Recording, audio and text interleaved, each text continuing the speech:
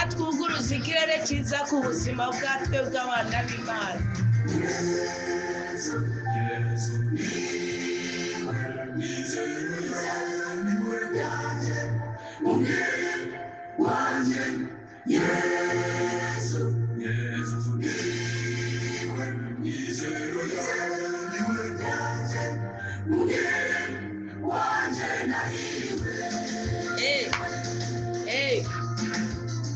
Umugabane wa mwungere wacu iwe mizero yanjye.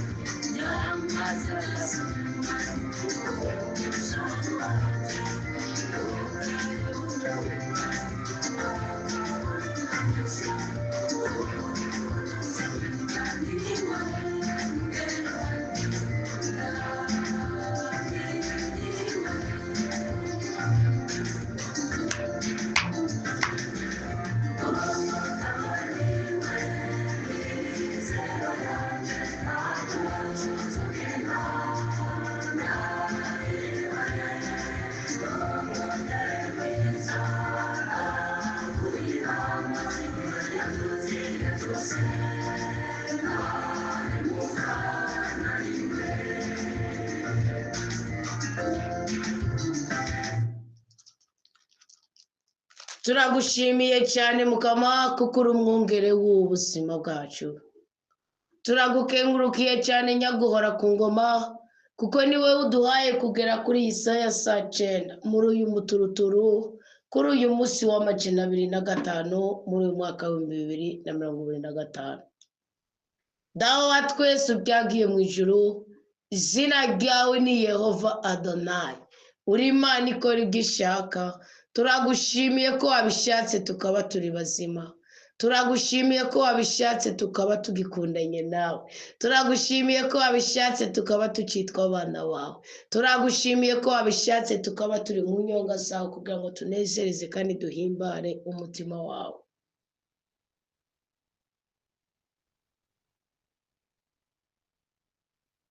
Dawe wa twese ubyagiye mu ijuru, ubwami bwawe nibuze buture mu mitima yacu. Ibyo ushaka nibibe muri twebwe nk'uko biba mu ijuru. Ibyo ushaka nibiranguke mu miryango yacu no mu gihugu cyacu. Ibyo ushaka nibiranguke muri eklesiya. Turagushimiye ko wahisemo kutwongera akaryo keza kukongera kubona izuba. Dutandukanye n'ibyonyi by'ubwoko bwose. Dutandukanye n'imibabaro y'ubwoko bwose. Dutandukanye n'agahinda k'ubwoko bwose. Dutandukanye n'amarira. Udutandukanye n'icyo cyose cyotuma twidodomba tukumva umenga turi kure yawe. Turaje kugira ngo twuguruze ikirere cyiza ku buzima bwacu. Twahisemo uyu munsi kuguruza ikirere cyiza ku buzima bwacu, tuganira ku ijambo ryawe. Amaraso ya Yesu Kristo ni Yesu ubuzima bwacu. Amaraso ya Yesu Kristo nahembure, nabohore, natagatifuze ingingo zacu zose.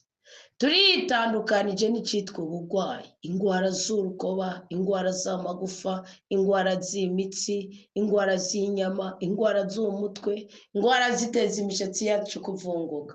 Turitandukanije n'amahane y'umugome. Turasi imivumo ikomoka mu gisokuru kibi, turasi imikoshi ikomoka mu kahise kacu, turasi ibisuzuguro bikomoka mu byaha twahodzemo. Twihuje n'ukuri ku bwami bw'ijuru kugira ngo amahoro y'ubutatu bw'irandi Imana imwe rudende abyagire muri twebwe. Turatuye ko turabatsinze uyu munsi mu izina rya Yesu Kristo. Turatuye ko turaba igikundiro uyu munsi mu izina rya Yesu Kristo. Turatuye ko ibyacu bitari bunyogwe n'umwasi uyu munsi mu izina rya Yesu Kristo.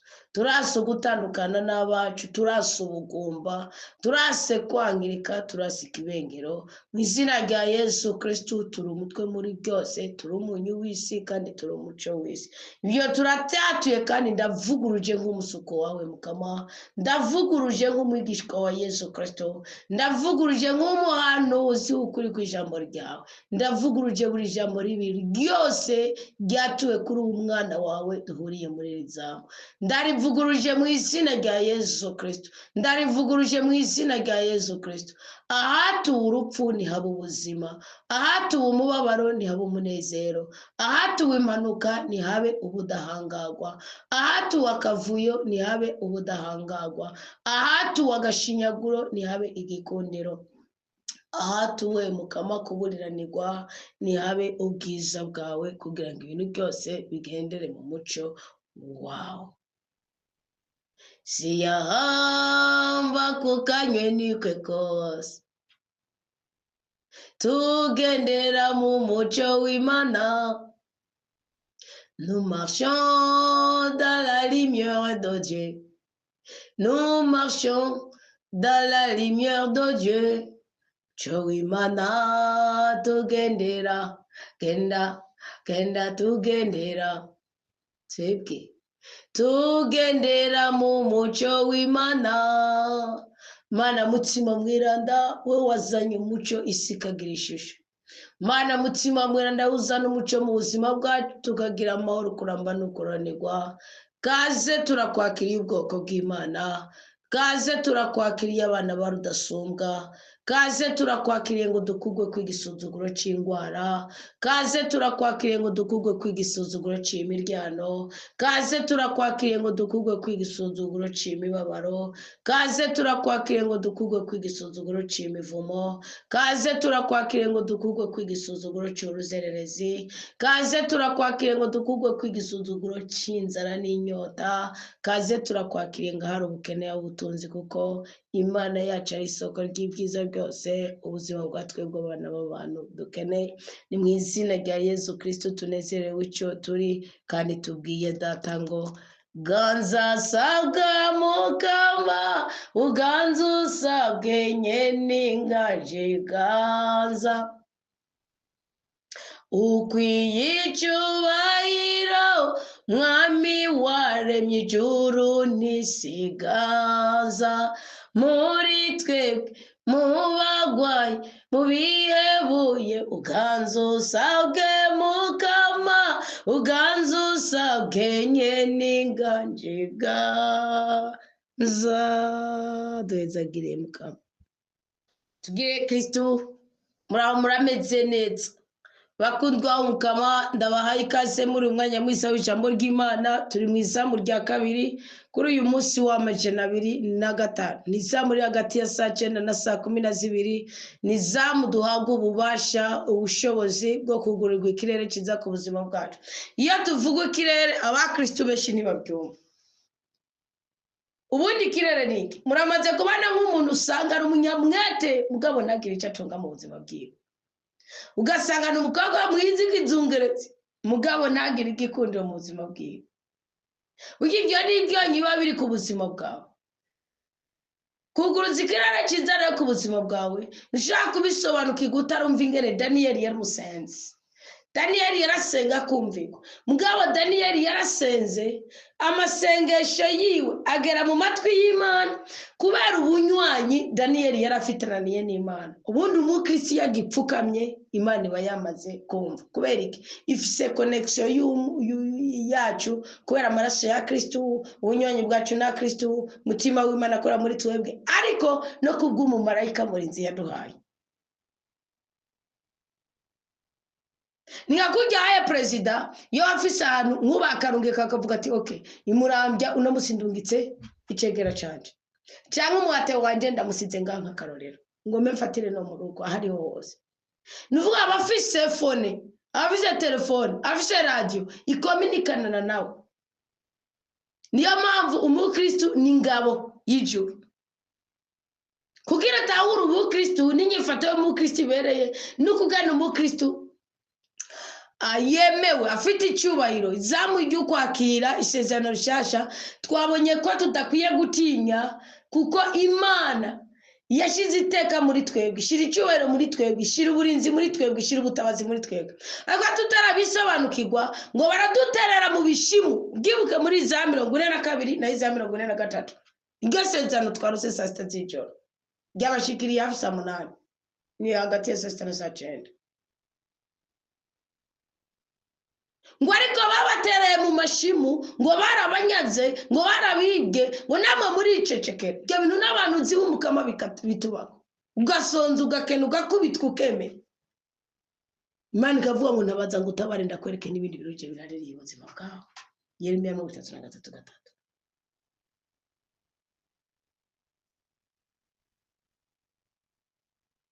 Ubundi kuguruza ikirara kiza ku buzima bwacu niki? Ni handi uri umunyeshure nuvuga ngo jewe nzohabwa nuko nzi kuboroka. Kumenya kuboroka muzi cyo bisigura mu isi y'umwuka. Ukaza uvu umwana avuga ngo jivyigwa by'imboroko, ugasanga no mu gutora faculty, mu gutora section, ugasanga bivanye na habageze. Ugasanga mu gutora section, mu gutora faculty, ugasanga itora sero y'umutwe wiwe. Daniel ngo agishira amavi hasi communication yawe n'Imana yarije. Mugabo Daniel bwarase ko aronka ibisubizo kandi Imana yabirekuye. Imana irabirekura kubera ko Imana iri strategique aka kantu mutaragafata bizobagora n'ingene mwumva nitwe iby'ubuhanuzi mutotakaza icyo Imana yabageneye. Daniel Imana iza nukuvuga icyagenye n'icyo nyene. Ndabasabye mugane mudanaze muhuke mubyare muheke mwubake ingo kandi zubakike mu izina rya Yesu Kristo, murondere kandi muhabwe kubera ko Imana bigenewe. Daniel ngo agipfukama Imana yari yazanye igisubizo cy'igitekerezo cyangwa cy'ikibazo cya Daniel. Mugabo ubutware bw'ubuperesi ngo burizinga hejuru ya Daniel burabuza marayika kuko Daniel yarakeneye igisubizo kije gifatiye kuri message.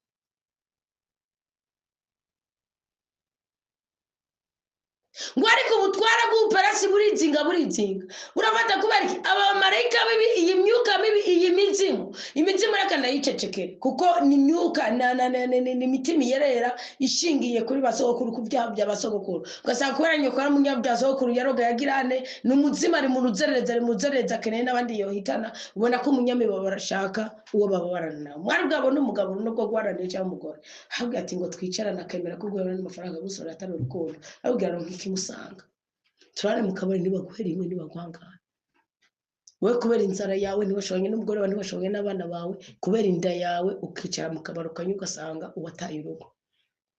Gasaba bose bakingo bagiye gusambana. Hariho n'abazita ko ari ubundeke bwawe. Cyo gituma umukunzi w'inda Bibiliya iramubwira ko ari umunyamuvumo. Yudashobora kwihanganira inzara uri umunyamuvumo. Kuko ushoye no gukora bike mu bwami bw'Imana.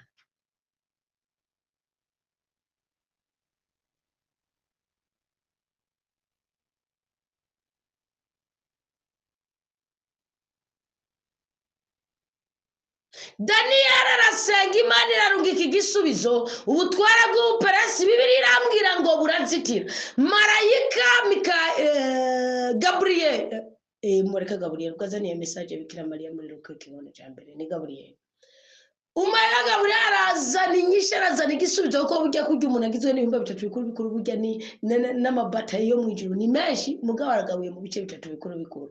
Hariho ubuzana mu buryo bw'umubiri, mu buryo bw'umwuka n'ubuzana mu buryo bw'umutima. Mu buryo bw'umutima n'ubwenge burya ubudangago bwa Bikira Mariya bwari mu kwigumya kwe mu kugira ubwenge. Niyo mpamvu mwabonye yambara udusandara kirukanga no kwa Elizabeth kamenya uwaye inkuru nziza. Iyo ari message zona na Marika Gabriel ko bishingiye ku ijambo wabwiwe wumvise wasomye. Ni naco gituma mu izamu ryo kwa kisezano shasha twoma dushingira kuki kenshi dushingira ku buhanuzi mugago kugwa kwikirara kibi dushingira ku byabaye no ku mazaburi. Byo narangiye mu izamu ry'ugwindura gwizina nabasiguriye kandi na Bibiliya barakoze abanditse Bibiliya sinzi ko ari Bibiliya zose Bibiliya Ecclesia harimo introduction bakabitandukanye barakoze gose na Junior nabisomye nabyigiye niyo nabistahuriye nanasabiye Imana kubinahuza twabisomeye. Aramuta birangira pepe imyuka mibi iriyunga kugira itangire inyishu y'Imana ije kuri Daniyeli. kubera iki Daniyeli yasenga y'i Babiloni, iyo nzu upanga n'inzu umurozi yayivuyemo, iyo munzu wambaye n'inzu wayikwica yayitongereyeko, iyo munzu wambaye n'inzu waranguye ibaro yari irimo iyo yayitongereyeko. icyo kiratomba, niyo mpamvu buri munsi mukwiye guhora mwezwa n'amaraso ya Kristo. hari utwo mwibaza ngo n'utwanyu niki gitabo cy'amategeko mu gabane cya 8 havuga umurongo wa 10 ngo niwumvira ko ari ibyangutse ngo ariko ntuzokwibagire ko Imana ari yaguhaye n'uburyo n'ububasha n'ubushobozi wogirane ko kubitora. ugiye mwambika abana banyu mukabura umwana w'umworo mwambika ntimuzi amaganya muri ko muteza abana banyu. ugiye mugaburira abana banyu, buriya reka mabwira akantu kamwe koko nasobanukiye muri Bibiliya. nasobanukiwe ko iyo ubona ko ari ubudahanga gufise wowe ubwawe kanyarinje, Imana irakwereka ko byose wakoze ubusa, ngo Imana yakoreye Ezekiya nawe yakigukorera. yamukoreye mu mpande zibiri, yaramongeye imyaka y'ikubahe nawe yikongera, yamukijije kanseri imukura ku rupfu nawe yo bigukorera. mugaba no kumuhana yaramuhanye nawe yo guhana. ariko Daniyeli kubera kwinginga, ariko Daniyeli kubera gutitiriza, ariko Daniyeli kubera kugira icyizere Imana, arakomeza arasenga. nidadavya ngo Uwiteka kubera kutarasubiza, Imana itangazwa no kugene Daniyeli agifukamye. Imana izigira impuhwe z'amasengesho yacu menshi. ikora ikirungi kiringa wazijura imago Mikayeli cyarakorokaratsa. ntabwo Daniyeli yaraje kugwanirwa mu buryo bw'umubiri, kuko hari isezerano riri muri Yeremiya 29 ahureka mu 11 niho nabizirikanye neza. hariho n'indirimbo ya Israel mbonye ngo genda usenge wongera usenge utandukanye gusenga kwawe. igitero cya mbere kiravuga nimba ushaka kugira ubwiza, ukeneye icyubahiro, ngo ugende ubishakishe gukora ineza utidodomba. we ntiwite ku maso y'abantu kuko ubwabo ntibamukunda. umva ko harimo kugira neza utitwararitse ibyo abantu bavuga. niyo mpamvu umuhanda babwira tumugisha ikintu cyose mukora muri resitora komera Kristo ni mutima, Imana ibaho umugisha kabiri. kubera iki nta mwuka w'idini bubatwara. we ntiwite ku maso y'abantu. abwira ngo urumva ngo ni umunyedini, ni umukatolika, ni umupentekoti, ni utuntu dukeyi rwose. hari ubundi buzima Imana itanga ubuzima busanzuye rwose.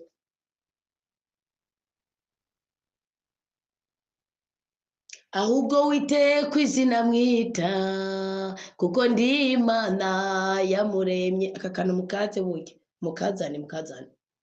igitero cya kabiri kiravuga ngo icitabirizo kiravuga ngo nzi ibyo nibwira kubagirira si bibi ahubwo ni byiza.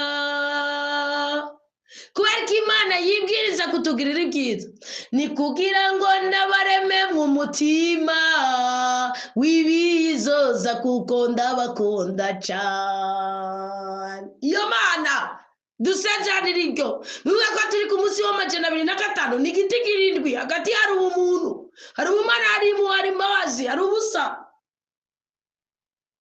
nuko isezerano ry'isezerano twakiriye igugira gahimbare, kuko muri iruhande y'uko umugabo akuryagumba, iruhande y'uko umugore akunanije, iruhande y'uko bakugiranya n'ibyo usuma n'ibyo ugirana, ko hari umuntu atakaza icyubahiro kubera bavuga bati iki gihani ntigisuma ntikigirane nacyo ciko nacyo kigirane. hari iteka n'icyubahiro by'Imana biri muri wo ngoje. yadusanze twigaragura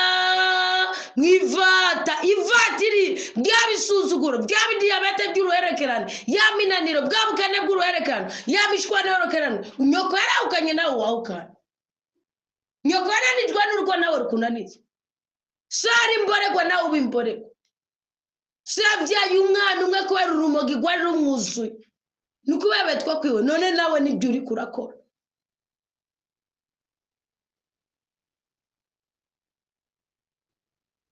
ngo niryo mfata Imana idusanga twigaraguramo, idukuramwo. si makiyaje gukuramwo neva, uzoyikubita n'amadeni uyarye naba mu kuyatangabaje mu kuzana utuntu dusa nyene dusangana turi piratokoro. iratweza iratubabarira ikiruta ibindi idusezeranira ubugingo mw'abakirisitu ikirere cyiza cyo kwakira ubugingo kandi mu bw'injoyinge mukiri kuri iyi si mu bunezerere bwa mukiri kuri iyi si mu buryohere bwa mukiri kuri iyi si reka gukangwa n'inzandiko wandikirwa reka gukangwa n'amakonvokasiyo mandata amenyeshera kugurya umutima ukisika kwagira ubundi bukakwagira ndababwije ukuri sindabahenda bisubiye ni buto kandi binasubiye ni bunini mbi igitero cya kabiri ndasozereye tubandanye mbi igitero cya kabiri kiravuga ngo ngaho genda uhagarare ku munara murazi icyo ari cyo mu bacamanza 9 ngo baragiye bahagarara ku munara Abimeleki abishe nabi ngo ari kubaturira umugore umwe ngo ari hejuru mu munara arabona ingene ariko araca ibiti bige bifumba apana biragarira bigenda bukebuke mupfire bukebuke barinde imiryango nimwugurure mupfire bukebuke ngo aragihoza ngo acatura icyo bita ingasiro ngo acamahana mu gatoboro amukubita mu bwonko Abimeleki arapfa ingasiro ni kinamasengesho mwiza wanje sama sengesha gusa kuko gusenga kutagira ibikorwa kutagira imirimo kuko arapfuye ni Paulo na Yakobo babivuze mugabiri wane yigo uwo murima nu ingasiri jedwiki urusyo rutagira ingasira bagwita ngo nikingo nibuye abatazi urusyo nuko basyera ko bumera imeke ibigori ninaho ujya ku imashini mugabo ukoresha ibiganza ukoresha amavi ukoresha umugongo nagira mbabwire ko twakoreye mu bantu zini twabiye kwakira ingasira ni kuvuga uti mbebye ibigaze ndagice kikabigumu uko biri mugabo mvira mugabo warageganije Imana warirenganije gusabye nguru mama nango n'ubundi sinkwite kubwira uzo kwize bizokorera kuko matanye n'umuvumo bakujyajyanye Imana ngaho genda uhagarare ku munara utegereze icyo nzovuga wimira amajwi yose ya shetani urinira icyo Imana izavuga yarakivuze ngiki kandi wimira amajwi yose ya shetani aguca intege uramenje wabikoreye iki ubigiriye iki uhore witoza gukiranuka uhore wimenye amana byo gufasha indimo nze kwibashiramo turajya kuyinezererwamo ndaje kwibashiramo turayitamba n'abantu muza kubishaka nguhore n'ubuhanuzi budasanzwe nguhore wimenyereza witoza ko n'umunyarwanda n'indimo ya Israel mbonye nguhore wimenyereza uhore witoza gukiranuka gutungana kuko Imana ni ntungane ni umva bigiye kukurusha bigiye kukunanira ngo genda usenge wongera usenge utandukanye gusenga kwawe kuko ariho nzo gukiriza zotangaye ingabo nyinshi zipfe ku bwawe umva Bibiri iravuga muri za 43 ngo Kushi na Seba na Misiri ngo narazitanze kubwawe kuko ndagukunda cyane alo dukomere Kristo ni muzima ari hagati yacu Yesu Kristo nakumira numwe twogoroye imishaha yacu oyo munsi yo bihindura amugaywa buke kweli kono gisigaranye umujinya n'ubu buhanuzi bani ko barire kose pe kurungikira n'izindi ngabo z'ijuru genda uhagarara ku munara wakoze kubyuka genda usenga ongera usenge senga imbere yo gusenga uri kurasenga ubuzima bwawe nibuhinduka amasengesho umugabo mukwabira umugore senga umugore mukwabirwa n'umugabo senga umugabo mukuganira n'umugore senga mukurera abana senga mugufungura senga mugucapora senga mugaragura umuceri senga mugukubura senga bikorana umutima mwiza gusenga ni kugaragaza ko uri umwana w'Imana Imana irangwa n'ubutungane n'ukuri n'amahoro n'ibyishimo n'urukundo siga byose n'urusaku buri gikorwa kimwe cyose ukoranye umutima w'urukundo ntuzokwigira umucangero ibintu ukora isuku igira ukumesura ukugorora nta mushahara bafise wo guhura uri gihangange mugakubikora ubinezererewe n'ubudahangarwa uhabwa n'Imana ni promotion mwishu uzohabwa nawe utoba umutware kuri Yesu uzoba umutware kindi gihe Musa yahawe ingeriye gira kwa Farawo ni yarayifise ngo ntibari bagambiriye kuzomwimika ngo abe umwami wa Misiri yabuwe ko atamenye n'ikirenge muri Kanahani ariko mudaceza nindiraze kubazungurutsa n'ubundi abayobore gusa azobayoboza ukuri n'ubutungane kuko uwo muhagarikiye ari ntungane ari n'ukuri. Daniyeli ngo ubutwara bw'ubuperesi burazitira ikirere ciwe birakomera kandi birakomera avuga ngo birakomera burazitira ikirere cy'ubuzima bwiwe ariko kuko Daniyeli yari umwizigirwa n'Imana Imana ikora gasha bakundwa b'umukama iyo ubaye umwizigirwa n'Imana Imana ikora gasha uko niko kuguruza ikirere kiza ku buzima bwawe kuba umwizigirwa n'Imana biguma cyanga byoroha wagaze inkomezi ndagomba kubona uwankunze witanze ku musaraba ndashaka kongeza inkomezi ngo mbandanye urwo rugendo biguma cyanga byoroha ndashaka kubona uwankunze kuba umukristo mwibaza ngo biroroshe kada ariko byoroheye abakunda Imana. Hano Waromani 8:21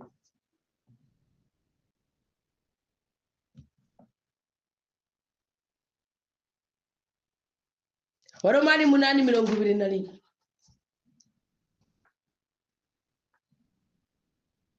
byose bibera byiza bakunda Imana.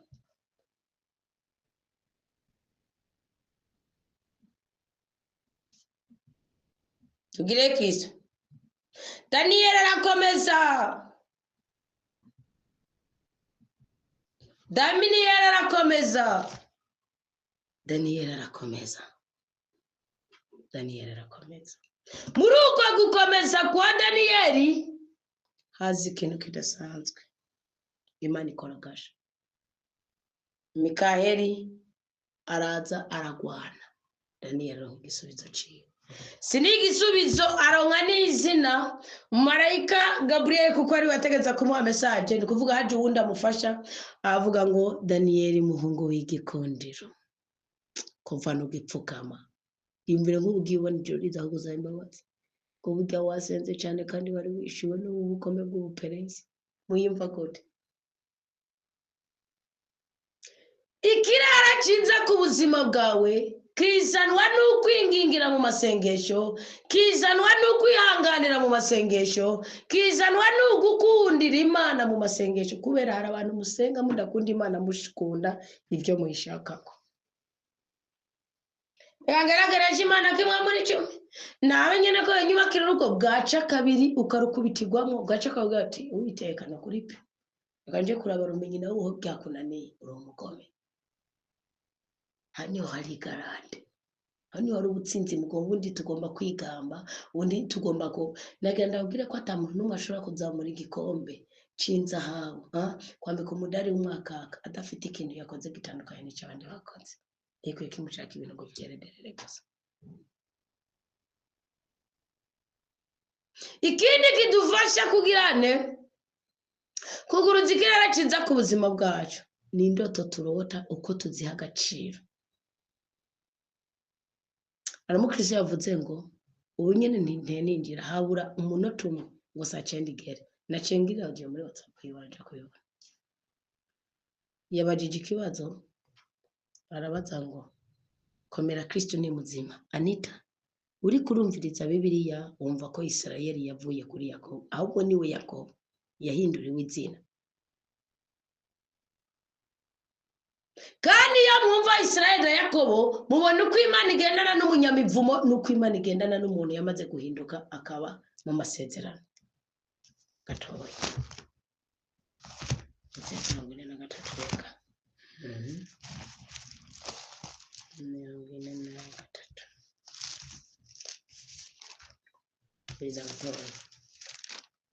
Imana yabwiye Kuro ngo ni jewe kuvana moto ngo nagukenyeza no bimenye mugagaze kugira avuga ati ni ngombwa niyereke Kuro ndamufata ukuboko kujyo kandi ari umunyamahanga wereke kubwa Yakobo musabye w'umukama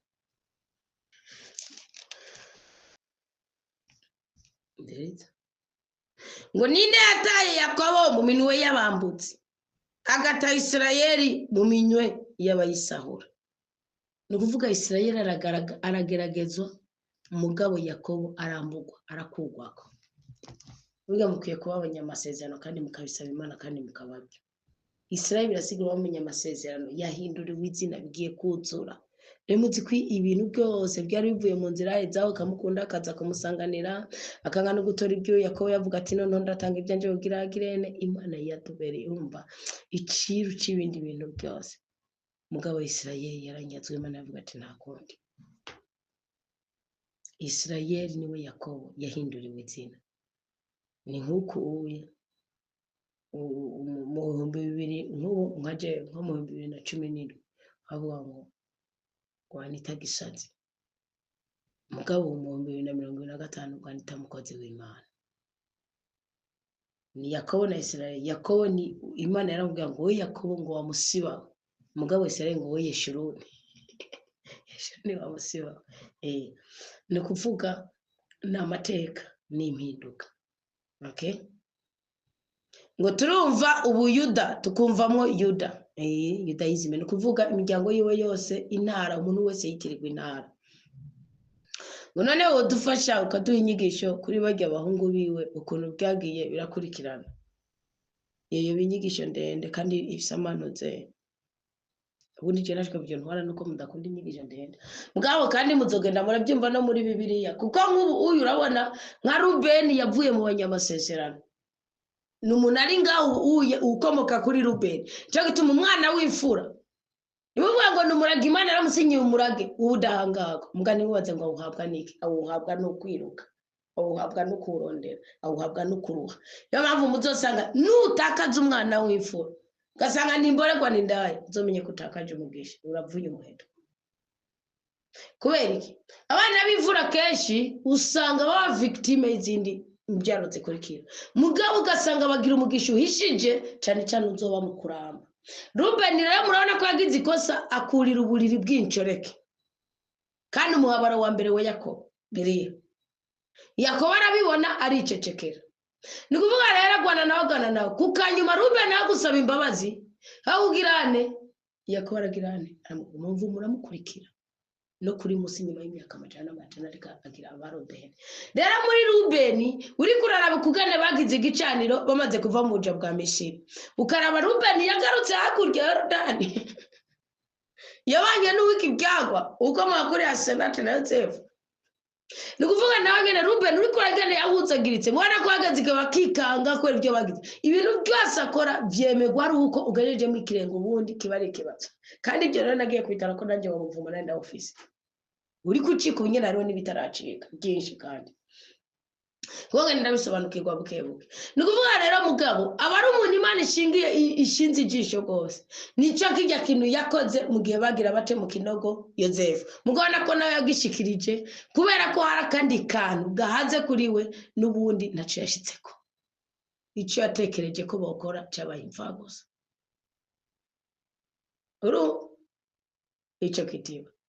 Aja kubana bayakobana n'ubu batavuga n'abavuga ngo yabyaye nawe babyaye abahungu abangana gute no gushika kuri Dina kubona yabiririwe kagiye gutembera Isikemu bagace bakaviora bagafata ku nguvu kagaviyorwa n'abantu batozoshingirana bakicwa kubwe bakagirana. No kuvuga iki hari abantu imigisha yani uvuga umugisha w'umukristo iyo ugizemo nk'ubu kavuga ngo je ngo ndabyifitiye ibyo bindi byo gusenga by'ikiniki mwisho birakubabaza kandi bikakomera ko imfa gusa. Nge nico bisigura Dina kuko n'umwana w'umukobwa nibavuga mu rubyaro rwa Yakobo. Aha uri kuraraba nka Simewu wa kabiri. Simewu umujinya wiwe watumye Imana itagira ikimuvuzeko. Kwavuze ati ubu n'uruvyaro rwa Kayini n'uruvyaro rwa Seti. Simeho aragaragaza ikintu cy'ubutungane mugabo umujinya wiwe nawe wirukana urukundo n'impuhwe. Imana imushira mutozitizo. Murumva ko bene Simeho batangazwa n'iki na program batabagwa n'iki na proclamation cyangwa na activity bakoze igaragaza umubabaro bagize kugira ngo bishure iki umuvumo uburi muri we. Urumva ni nkuko kugira ingwate muri wewe. Nje gitobona ngo mutama Simeho niwe yikorera musaro twazenze Kristo. Non plus Simeho niwe yari yagizene yari ya proclamye ngo urere mukamangore gutumusabye wa kuko abonye iki aho twacungura Israel. Gatatu gagase n'ubuhanuzi basi. Gatatu mukuri ijambo ry'Imana muzosanga mwabimenye. Gatatu wa gatatu ninde ni Levi.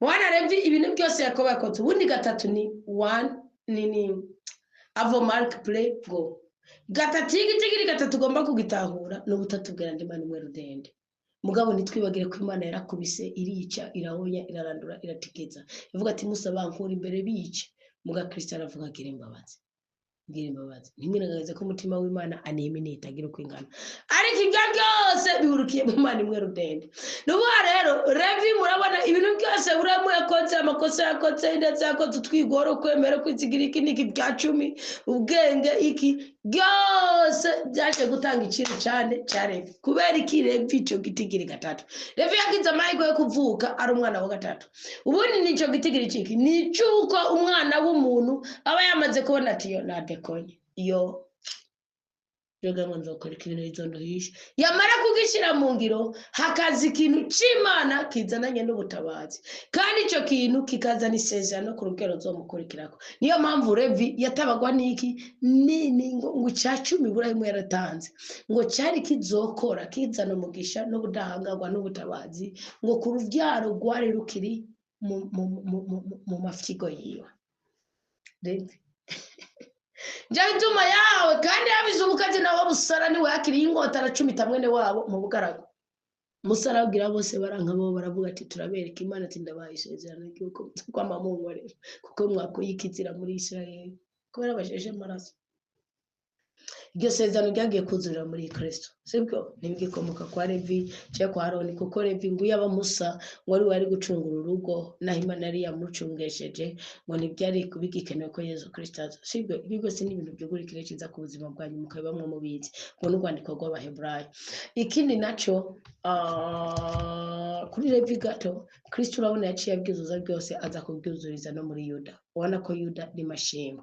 mugabo Yuda afise isezerano ridasanzwe niyo mpamvu Kristo yamuvukiyemo mugabo akaza navukiye mu Buyuda yuzuza no buhereza nkuka kubera kubuhereza nkuka buri minsi y'umwuka ntiburi mu bigaragara niyo mpamvu idini nubona nkajya idini wangu urumva ngo ndi umukatolika ndi kuri kw'Imana sindi ko ndabahenda kandi Bibiliya iramuza kurahira mu Imana igirira ikigongwe rwose nzaho napfiriye sibyo Banumva iconkiza ari uko namumwokira kuko iyi si utafishe ijambo ry'Imana ushobora gupfuga pfira aho utopfiriye ukaboherwa aho utobohewe Paulo byamubaye ko mugabo mu nyuma byabaye byiza gose nukuvuga iki idini ukavuga ngo cyangwa n'ubuhondo mu katolika doctrine ya ecclesia ishaka kuzingira imigisho ukazenda upfupfa kuri isatambugisha ukabana kandi warakoreye Imana Nibisigura ko Pentecote ari byo ekada Pentecote kuzinzira kuzinga ubwo ati udafunze igitambara mu mutwe we n'abantu visi ndabara yigituma yarajya amakwafe y'ubusambanyi bari bafise muguwa bito agafata ko afise icyo agomba gushikako namwe murabikomeza ibitukuta bikazoza bwagiriki nabagenda bagwitse kucyo gituma bamwoza ngo no Pentecote civilize gizene ekada ni mubane n'Imana mukuri ku jambo ryayo ndaje kubabwira Yuda sibyo ubundi Yuda niki Yuda uni ngo ni mashimwe y'Imana muzorabe Yuda ikubujya ukubona nasanze urwandiko rwa Yuda muri Bibiliya akavuga kuje na shetani kuje n'ikiziga ca Musa ndazane ko mari binawugira Yuda yaguze Yesu Kristo urwandiko rwiwe ko tuzi muri iryo sanze haroza kwanuze ntiwanditse Rubeni ntiwanditse Simeo ntiwanditse Levi muga Yuda zamona urwandiko rwiwe usibye Yakobo ngo bayakobo n'urundi rwandiko mwabonye Nefutali usibye Tobito kubera icya 10 amashikano kwigora urukundo uko bahitaye ko ry'umukama nta rundi rwandiko ruri azobyihweze nayo Ecclesia Catholic mu bitabo byinshi muzabyihweze ndaje mabwira igitabo ni kuvuga ndi gukuraho ibico namwe Imana ijya kuba ibindi byinshi gusumba kandi Imana imeza agira ibishiramo amavuta ni kuvuga Yuda murabona ko Yeremiya avuga ngo cyaca Yuda ngeze Yeremiya avuga murongo wa 17 ikigano cya 17 amone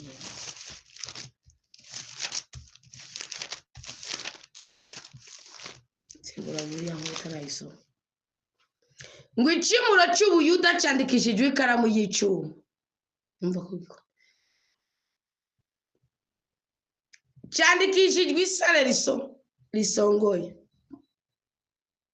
apana kubyatse cyaye ku mabuye nka kuma babyandika mu Misiri ngo no biracabinditswe ibyo kwa Senate n'ibyo kwa Zeru isara risongoye mu mutima wabo nko ku kabaho no ku masonga y'imimi zabo. Umva hari ibindi bintu bishingiye bitandukanye n'ibyo Imana yabashakaga.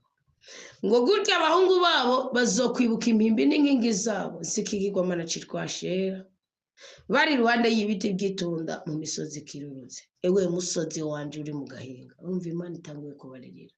Ni mwebwe nari kushimira kuninaharizwamo. Ni mwebwe musozi nari gutazirirwamo izina ryanje. Ubwo butunzi bwawe ibyo waziganije byose nzoreka babisahure hamwe n'ibitabo byawe kubera igicumuro gikwiye intara yawe yose. Kutemeye kungarukako ibyawe byose bigiye kuguhonako. Ngo wewe ubwawe uzorekura intoranwa yawe nari naraguhaye. Nzokugira umuja w'abasi bawe mu gihugu utazi, kuko mwakije umuriro w'ishavu ryanje none uguma waka ubudahengeshanye. Mwumvirize gatoya. Ariko ngaha cavuga ngo ukumuka bavuze warakavuma umuntu yishimira ubundi muntu. Ni ukuvuga iyo Yuda niyivukamwo bande. Mwibuke burya Yosefu Arimate na Ntuze yarafise ibanga na Nikodemo. Barafise ibanga muri Isirayeli rifindura ubudahangarwa bw'umwana w'umuntu n'akamaro ko kugira agacerere ukagira ukuri mu buzima bwawe ukareka kugendana n'ibishobisho. Yuda rero bariko barava mu buje bwa Misiri, hari ikintu yakoze. Imana yari yakoze akantu Yuda yumva kabiri. Yari yavuze ngo nimubaga umwagazi wa Pasika ngo kuzoba ari kugira ngo habe ipasika ngaho mu Misiri babarekure nirondere igitambo cyo kwa Farawo mbabaze Farawo ikirifura cyose gipfe. Mugabo we kugira ngo mu miryango itandukanye yatoranijwe murashira amaraso ku nkingi z'inzu zanyu. Barabikora. Tumwagazi mu buryo bose ni Bibiliya. Burya nicyo Kristo yababwiye ngo umweso ni shetani ngo Aburahamu ariho ndiho atarabaho ndiho. Tibasokuru bariyama n'ubwahinga barahwera ariko uzoje umwana w'umuntu ati ntituragonga. Nubwo babuze ikirere ciza cyo kumenya ubudahangarwa bwabo ko bushingiye muki mwisi bitagaragara. Siko. Nukuvuga rero Yuda ngo ariko Imana ibashira akantu ngo ntihagira n'umwe azosohoka muri mwebwe yohitanwa n'inkota y'umumarayika. Mugabo uzoza avuye hanze muzomwakire ni Yuda wenyene yaje mwakiriye. Musa wenyene Yetiro ariko aramubwira ingene bamuzimura bageze mu bugaragwa bwa Mediyani yatswe kwankira bashike baramuwe basaza bazipora. Umugore wiwe arabwira ati basi ntujane muzoraba ingene yabaganira ingene yabibabwiye. Aravuga ati basi tujane tuzohako kuvy'Imana izoduha kuvyo azogirana. Mugabo muzoraba ariko aratanga umurage ko yabyibutse. Ni kujya kwa Yozuwe nande na Kalebu. Na Yozuwe yase n'uwigizene n'uwirengagije Kalebu. Muga Kalebu yarafise ubudahangarwa bw'Imana mu gukurikira Yuda, yongeragira ubudahangarwa bw'Imana mu guserukira Yuda Kadeshi Barnea mu kuja gutata, yongera agira ubudahangarwa mu gushingira intahe Imana avuga ngo abakene bajya bakenezi ngo tuzobarya nk'imitsima. Abandi nabo barisuzugura. Yuda rero acagira ubudahangarwa bw'ubwirane bwo kwakira ingenzi. Bwa naco yagize cagiye bagurishije Yosefu. Yuda niwe watangiye kwakira igitekerezo ca Robeni. Bakora munyabicumuro yagitumaze wata abapagani bazobatanga ubwirane kumujya bagima. Cyo cyane ko umunyisirayeli kazi Kristo yaramuganirira arabyumva gose arabyumva. Yumva ibimenyetso ahinduka umwigishwa wa Yesu Kristo akonduka umutima wa Yesu Kristo. Ngo nibwo budahangarwa bwa Yuda. Mugabo rero Bibiliya muzogiweze nk'abana bakuncoreke ntibavuga. Ugiye kuraba mu gitabo cy'amategeko ukaraba mu kigabane cya 27 urabona ingene Imana yabaciyemo kabiri kavuga ati mwebwe muri ubwo ari akabuto k'umuvumo kazovayo kubera imyitwariko yanyu nka kujya Imana yavumye Kayini mu kigabane cya 4 cyitangurira. Ati wewe Kayini agacavuga ati none uzomana wese azonyica ati no Tegechimo chawe cyanditse mu ranga kwa mugana uzokugira nzoguhanjurira. Kuko izi ko muri Kayini hari uwundi muntu azoza ukani ibyo yubaka byose bizorunduka mugari uzokubaka ibishingiye ku bubasha bw'Imana no kwitegeko ry'Imana. So Imana ibyaza umusaruro umwana w'umuntu. Bijanye n'ibyo bongo ko Yakobo two bivuga ridwera. Mugabe cyo umenya cyo hari abatavugwa kuko umwe wese ari yomba. Mu ngabo kwa Neftali mu wese yari yomvye. Mu ngabo kwa kandi urabona benshi bagira ubushobozi bivanye n'ibyo Musa yavuze ko byumvikana ko ari ikintu Imana yasize indani muri we. So ugomba kumenya ibyinshi by'ubuhanuzi, usoma Bibiliya bukebuke, soma Bibiliya bukebuke kandi ubiganisha n'ubuzima bushingiye ku masezerano Imana yacishije mu kanwa k'abahanuzi bayo. Wisanga rero Imana yakugize yaguhuje n'ubwo buzima, nawe uri umubyeyi ukabuhuza n'abana bawe, kandi uri umukristo ukabuhuza n'ubuzima bwawe. None rero kumbure inyigisho uko muzogenda muyumva, tuzogera gusozera igitabo cy'Itanguriro mufise ikintu kinini cyane, mufise ikintu kinini cyane. Iyo ugomba kubisobanukirwa neza burya wanashaka guhera kuri Seti, ngo Adamu yongera kumenya Eva, ugakuraho Kayini na Abeli ukabanza kubashyira ku ruhande, na Adamu na Eva, burya uhera kuri Seti, ntibimenya neza. Kuko ibintu birafise ni isano, niyo mpamvu wasanga abana bo kwa Lameki baza gusa n'abavutse kuri Seti. Ibyo bisokuru utarabimenya ngo umenye ngo nawavuka gute cyangwa avuka kuri nde, birakunaniza. Kandi nagenda babwire rero, niyo mpamvu tugira intege nke mu bwuzure bushasha. Burya ubwuzure bwa kera ni fondation n'umushinge.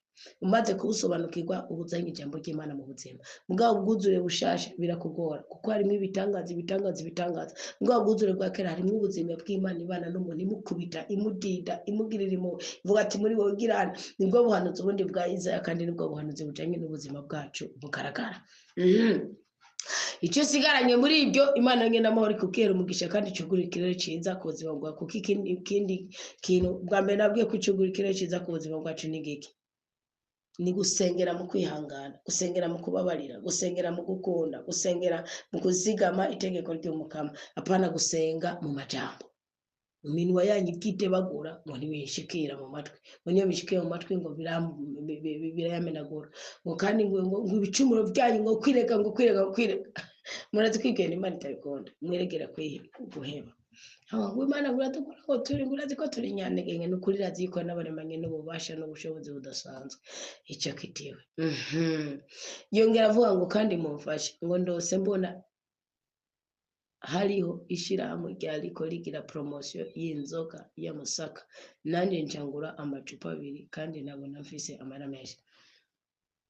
Ni kuvuga icya kabiri ni kwigishwa, ukumva, ukabaza, ukishyurwa. Burya hano rero amadini aturirana, tugira amahirwe make kubaza kubyo twigishijwe. Burya nugira amahirwe y'kwigishwa ukongera ukabaza, uzofise amahirwe yo kumenya. Nimba ari umwigisha mubi nabonye n'umwigisha kwigisha akakubwira, wabaza akakubwira ngo nawe uvyumvira kwiga.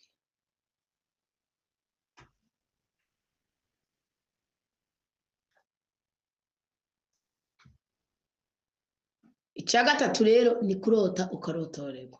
Ndababwira ibintu bitatu byugura ikirere ciza ku mukristo. Nongera ndababwira ko bifise akamaro ko kwitwararika kuguruza ikirere ciza ku buzima bwawe, ukirukana imyuka mibi, ukirukana amashetani yo mu buseruko akubuza ibitaho uruhanga rwawe, amashetani yo mu burengero akugarukanira kahise kawe ugagira kabonge. Nk'ubu nk'abantu bagira gahinda kabonge avesi, muba mufise umwuka w'uruzererezi ushingiye ku kahise kanyu.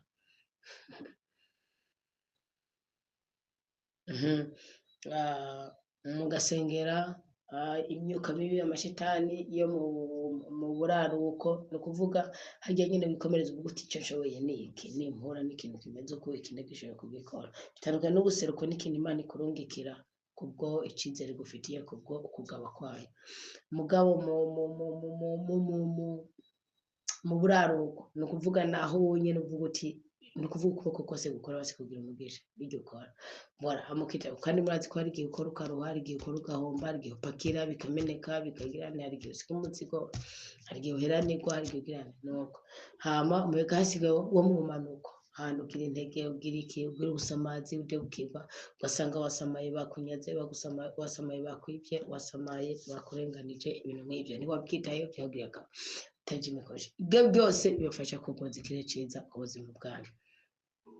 Cya gatatu rero ni kurota ukongera ukarotorerwa. None yararose ngo abonye hariho ishirahamwe ryariko rigira promotion y'inzoga. Ikintu kigira promotion kiba ari ikintu gishasha bagomba gukora, kiba ari ikintu gishasha kivutse, canke kuba ari ukugira ngo bakabura amarangamutima y'abakiriya. Rero burya kubera babona ko ari ishirahamwe, ni nk'uko ijuru ryoba ryugururiye imvura ibyishimo ku muryango wawe. Bafite ko ari promotion ntaba ari wowe gusa, aba ari ikintu kiri vaste. murya ikintu cagutse. Aha.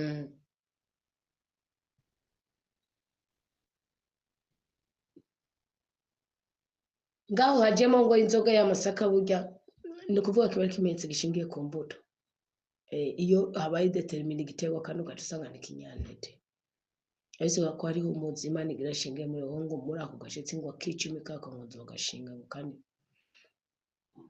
uncangura amacupa abiri ubu gitigira ubuhamya ngo kandi nabona mfise amahera menshi kugura amacupa abiri niki ubundi kugura niki aho ngaho ucuvuga ngo naguze inzoga ngize no bitandukanye nuko ariko ndi kuranya icupa ukongera ukiyongera ibindi. Nuvuga kugura amacupa abiri niki ni kugura umwambiro ni kugura nuko basi nk'akarorero sibyo iyo wigishijwe Imana yadutegeka ngo nimungeragereshe kimwe muri 10 naravuga ati Imana ndaje kugerageresha kimwe muri 10 buryo bugutse kuko ikintu kura ni ikintu cyashizweho gishirwaho kugira ngo abagishizeho bakibyaza umusaruro n'abazaho gitora bakibyaza umusaruro. Wowe urakeneye kugura ubundi arakeneye kwakira amafaranga waguze gutyo cyo gitwa muri twese keshi mone amafaranga mazima n'amafaranga ari yaserekiraje nicyo bisigura. None ngo kandi wari ufise amafaranga menshi buryo ubona umugisha ugiye kuvogera uruhanga rwawe ubuzima bwawe. None rero bihabwe mu izina rya Yesu Kristo ntukagirwe ntukaburiranirwe ntugakeyanirwe kubwo kwibisuzuguro kubwo kwimibabaro kubwo kwiminaniro kandi Imana nyine amahoro inezereza ubuzima bwawe mu izina rya Yesu Kristo. Twese duhabwe ibyishimo mu izina rya Yesu Kristo. Amen, amen, alleluia.